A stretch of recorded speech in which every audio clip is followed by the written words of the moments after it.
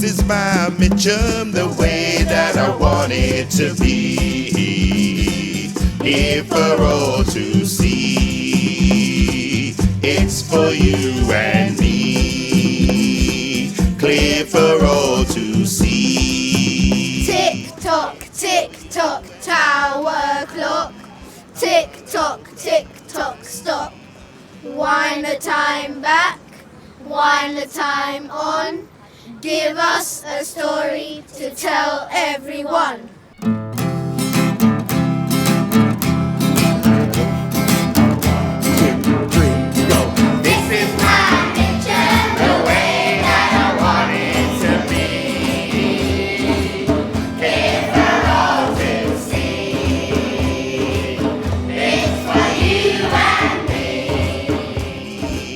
Clear for all to see.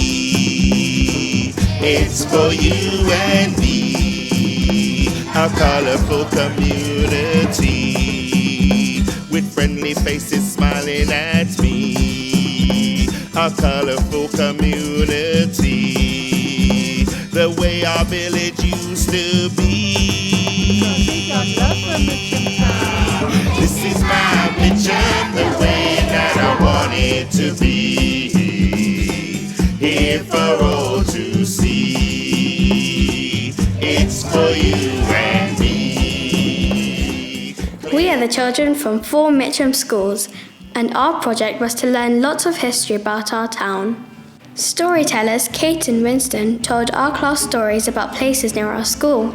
We acted them out in assembly so other children could hear them, and we've made this little film so that you can enjoy them too.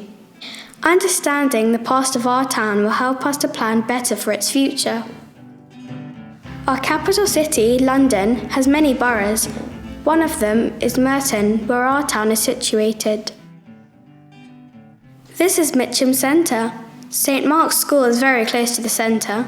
They're in the middle, not far from the clock tower. St Thomas of Canterbury is down there, near Three Kings Pond. Bond School's on the other side of town, next to Eagle House. And Liberty is nearest to where the famous lavender fields used to be. We have arrived at St Mark's Primary School, and that is where our journey of discovery begins. A journey through the history on our doorstep. And do you know what? Our school is the oldest school in Mitcham. I am now going to film my school. St Mark's is the oldest school in Mitcham. 2, 3, go. This is my Mitcham, The way that I want it to be. Here for all to see. It's for you and me. I am now going to film Figs Marsh. Figs Marsh was called after William Figg who ran a farm here in the 1350s. It was next to other big farms, Bingham's Farm and Swain's Farm, famous for market gardening. They say in Defoe's time a pit was dug where victims of the plague were buried.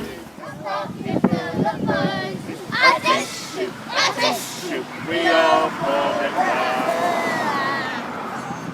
in In the 18th century, there used to be a milestone showing people the distance to a city of London. 8.5 miles to Whitehall. They say it was removed during the Second World War in case German planes landed there and realised how close they were from the centre of London. They say that in Victorian times, the mysterious character Spring-Heel Jack used to appear on Figs Marsh and frighten people who walked alone. He wore skin-tight clothes, a helmet and a cloak. His eyes were like balls of fire. He could breathe out blue and white flame. No one ever caught Spring-Heel Jack. He became a famous urban legend who is often written in London newspapers and comics. They say that Daniel Defoe, a famous writer, used to live on London Road in 1688 when he was a Presbyterian minister in Tooting. That is why nearby roads have names connected with his book Robinson Crusoe, i.e. Robinson, Pitcairn, Friday and Crusoe Roads. This year in 2014, poppies were planted to commemorate those who died in the war. This marsh was used as a common land for grazing cattle up to 1923. During both World Wars, used as a llama for growing vegetables. Now we are in the clock tower. I would like to film the clock tower for our project. Tick tock, tower clock. Tick tock, stop. Wind the time back, wind the time on. Give us a story to tell everyone. In the first half of the 19th century, there was an old village water pump in the middle of Mitcham.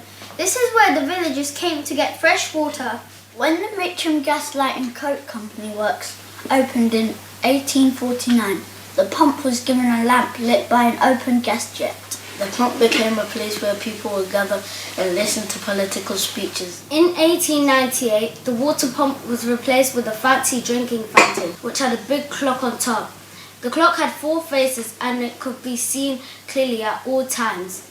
High above the clock, there was a weather vane where everyone could see the direction the wind was blowing. The new clock tower was designed to commemorate Queen Victoria's Diamond Jubilee and was opened in a big ceremony in 1899. However, the clock tower often caused confusion in Mitcham as its 4 clock faces often show different times. It no longer tells the time, but it is an important and historical feature in the middle of Mitcham and will soon be restored to its former glory.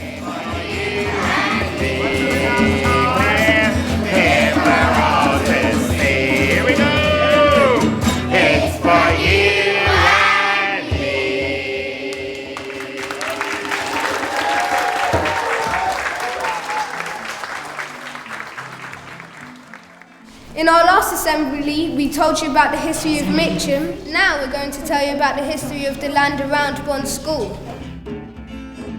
Eagle House stands on the land once owned by Sir Walter Raleigh and his wife Elizabeth. When Sir Walter Raleigh needed money for his expedition to Guyana, he sold the land to the Plummer family. Eagle House was built in 1705 by Fernando Mendes, a rich Portuguese man who was the private doctor to Princess Catherine, who married King Charles II. Even though nobody knows who the architect was, people say that this one is one of the finest Queen Anne-style houses in London. Here's the eagle from Eagle House. The main rooms were on the ground floor and the first floor. They had very high ceilings and doorways for the big powdered wigs worn by the posh people in the 18th century. The kitchen was down in the basement and the servants lived up in the small rooms in the attic. In 1871, the Holborn Union took it over when they built the huge workhouse for over 1,000 poor people in Mitcham. Over years, this beautiful house was adapted for different educational purposes. In 1856, a large industrial school was built on the grounds of Eagle House. Only this classroom block survived. The boys' classrooms were on the bottom, and the girls' classroom was on the top. They were taught many practical skills in this school. In the bakery department, 8 boys were trained to make bread for the school and the workhouse. The girls were trained in sewing, dressmaking and housekeeping. Many of them later became maids for the richest families in Mitcham. In the carpenter shop, 6 boys were trained to repair the school's furniture. Are you scrubbing the floor? Oh, no sir, I'm making furniture. I didn't tell you to do that, did I? On the school farm, 12 boys were trained to grow vegetables, work in the cow sheds and stables. They helped provide meat, milk and vegetables for the school. In the tailor shop, 6 boys were trained to make clothes for the school, and in the shoe shop, they learned to make shoes and boots. This looks like a workhouse. A workhouse? In 1885, Mitcham Workhouse was built next to the industrial school on Western Road. It accommodated 1,000 people, poor people, known as paupers. The workhouse was surrounded by a high wall topped with cement and shards of glass. It was an E-shaped building with a big tower above. On each side were 3-story wings, one for boys and one for girls. At the rear of the main block was an infant school for 70 children and under 7s. There was also a day nursery for about 10 babies and an infirmary for 6 children. In those days, many children suffered from scarlet fever, whooping cough and TB. There was an 8-foot wall around the workhouse with 1,000 paupers inside. Inside the wall were 2 probationary wards where men and women would first arrive to get washed, disinfected and given clean clothes. Please can we stay here? We haven't eaten for 10 days. Please can we stay in the workhouse? Yes! Then they will be moved into a big accommodation block where men and female were separated and were not allowed to see each other. They were given very little food and had to work very hard to stay for their keep. Please can I stay here? I haven't eaten and I don't have anywhere to stay and I don't have any money. No! Some men worked hard by breaking stones. Women had to work at dressmaking, mat making. Some women worked hard scrubbing and cleaning. They also had to work at bricklaying, plumbing, Some women worked hard weaving baskets. shoemaking and farming, Some women worked hard cooking. oakum picking and corn grinding. Some men worked hard in the farms and stables. The workhouse had its own farm and its own gasworks. The farm provided food and the gasworks provided gas for the workhouse. There is no trace of the workhouse buildings left, but we think Bond School is situated near where the workhouse buildings farm used to be. The summer of 1821 to 22 were very dry as little rain fell. All the wells in Mitcham had dried up and the water in the River Wandle was polluted. Water from the River Wandle was undrinkable as dirty effluent was running into it from the local tanneries and the bleaching and printing works. People were in danger of dying of thirst if the terrible drought continued. The vicar, Reverend Richard Cranmer, who lived at the Cannons at the time, encouraged people to pray to God for help. In answer to their prayers, a miraculous spring of pure water appeared at the cannon's ground. People were delighted and convinced that the spring was evidence of God's compassion. To commemorate the miracle, Richard Cranmer had the obelisk put up in September 1822. This was built on the 25th of September 1822. The inscription says, "In grateful recollection of goodness of God, through whose favour water has been provided for this neighbourhood." The obelisk! God opened the rock and the waters gushed out. They ran in dry places like a river. He turneth dry ground into water springs.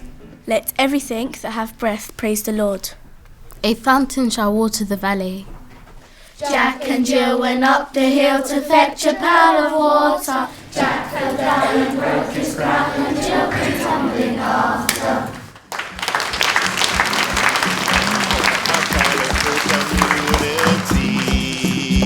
The way our village used to be. This is my Mitcham, the way that I want it to be.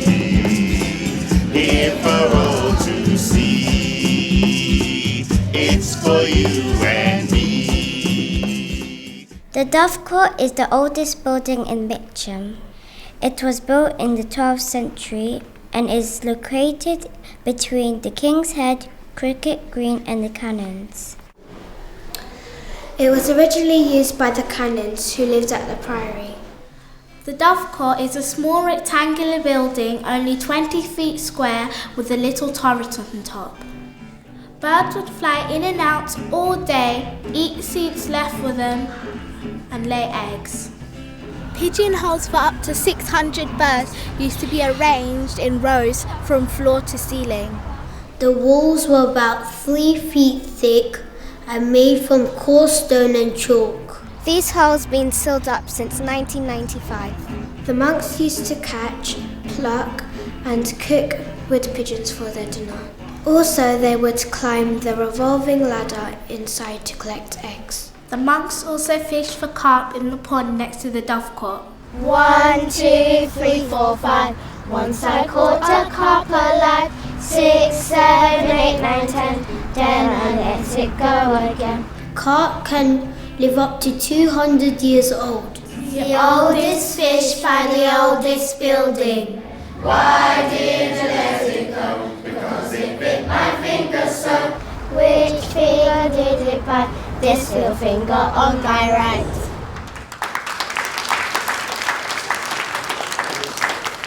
We found a tree by the cannons with a mysterious little door. No one seems to know anything about it. Do you? There could be treasure behind the door. There could be £1 billion in that door. There could be a base behind the door. There could be fairies in the door and it could be a portal to fairyland. There could be a secret hideout for spies. There could be a dwarf behind the door. About a week before Mitcham Fair, children made grottos out of mounds of earth up to 4 feet high.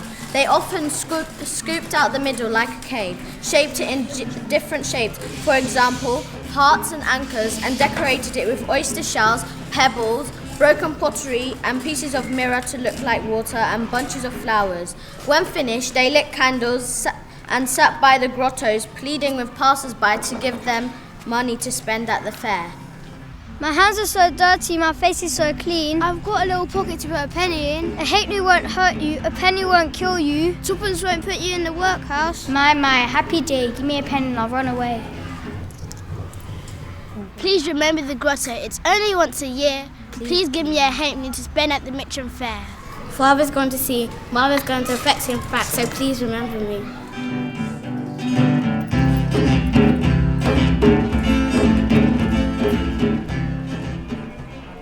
The Mitcham Fair was traditionally held on the 12th, 13th and 14th of August. First at Fair Green, then at Three Kings Peace, but just by a school. It is believed that Queen Elizabeth I granted a charter in 1598. Every year there was a procession on the first day of the fair, when a big key was carried up to the main stage to announce the ceremonial beginning of the famous 3-day event. Declare the fair duly open. Long life to Mitcham Fair! Thousands of people from all over London flocked to Mitcham Fair to enjoy the rides, entertainment and the food. The fair was full of roundabouts, swings, hurdy-gurdies and rides of all kinds. Big tents were erected for all kinds of shows, games, competitions and dances. Large ladies, dwarfs, acrobats, medicine men, living skeletons, Peep shows, performing animals, jugglers and acrobats. I'm really looking forward to the coconut shows. Me too. There were lots of coconut shies where prizes could be won. Roll up, win a prize at the coconut shy. Roll up, who wants to bust the strongest man in the world, undefeated? There were boxing booths where gloves were thrown out to local challengers to take on prize fighters.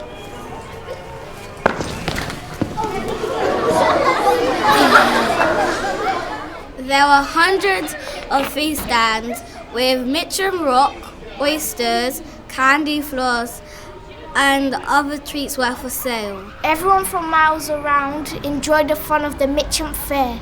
The great seeker was a medicine man who was also a wonderful showman.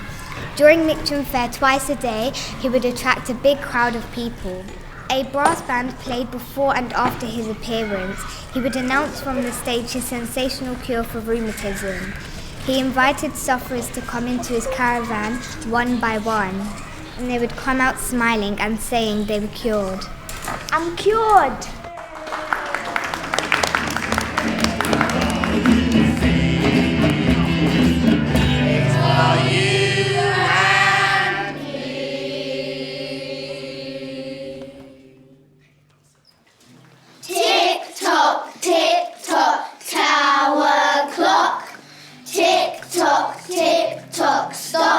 Mitcham was very famous for lavender. In 1749, two market gardeners called Potter and Moore started a company to make lavender and peppermint oils into perfumes, soaps, aftershaves and toothpaste. The company became very successful and it was known all over England. In 1802, over 500 acres of land in Mitcham were given over to the cultivation of lavender. There was a lovely smell in the air. And many rich people moved out of the city to live in big houses in Mitcham. A lot of local people and also gypsies worked hard picking and selling bunches of lavender. Long ago, people used to believe a small bit of lavender in your handkerchief would help keep diseases away. Buy my blooming lavender, keeps your handkerchief so nice. 10 bunches for a penny, a bargain at the price. Mitcham was so famous for its lavender that it is featured on the Mitcham coat of arms and on the badge of our local football team. Lavender Blue is a traditional folk song written in the 17th century and is still sung as a nursery rhyme today. Lavender's green, dilly dilly, lavender's green. When I am king, dilly dilly, you shall be queen. Who told you so, dilly dilly, who told you so? It was my own heart, dilly dilly, that told me so. When a paint factory, a varnish factory and a food factory opened in Mitcham, the smell was not as nice. In the Edwardian times, the land was no longer used for lavender growing. Instead, it was used for lots of industries that started up along the River Wandle. As more people moved into the area to work in the factories, the road got busier and less farming were done. Over the years, Mitcham grew from being a small rural village into a very busy urban town.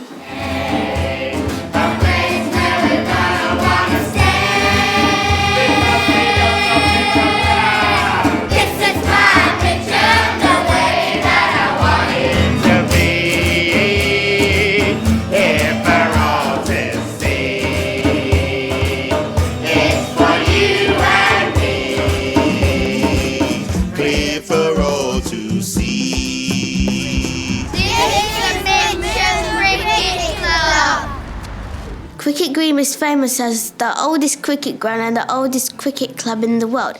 It has been in continual use since 1685. The Cricketers' Pub has been on the site since 1789.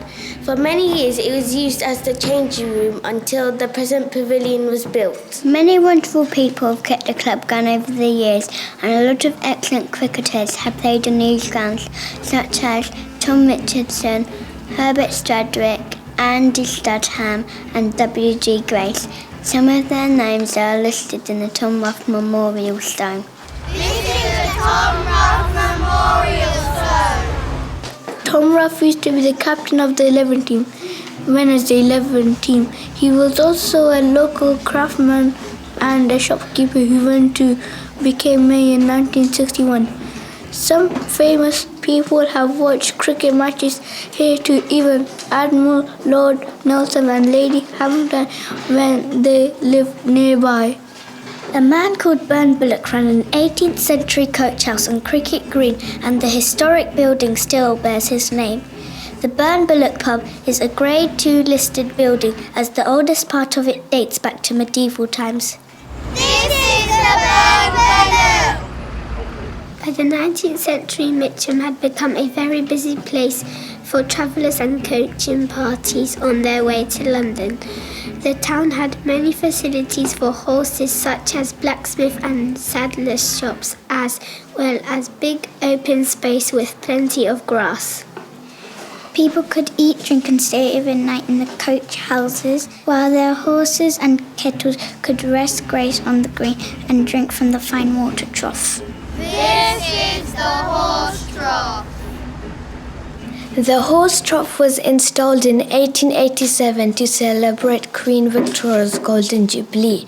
It had clean drinking water for people and dogs as well as horses. In 2003, nearby flower beds were planted with golden roses to remember the Golden Jubilee of Queen Elizabeth II. The biggest building on Cricket Green is Vestry Hall.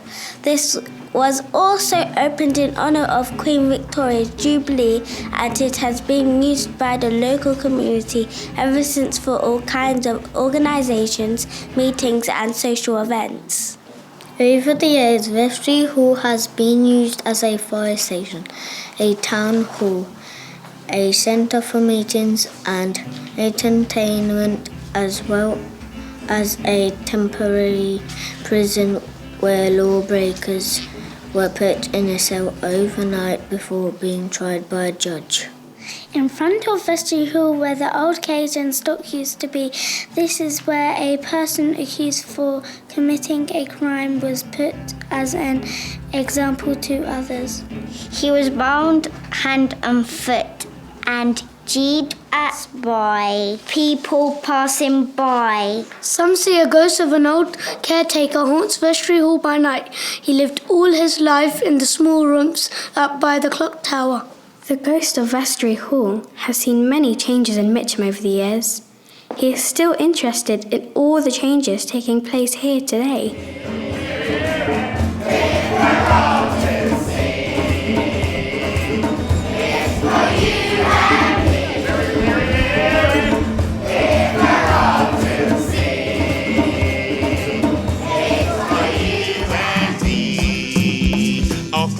In the middle of town, with pretty flowers growing all around, nice benches where all ages sit down, enjoying time together in our town. Welcome to Mitcham Town. This is my Mitcham, the way that I want it to be, here for all to see. It's for you and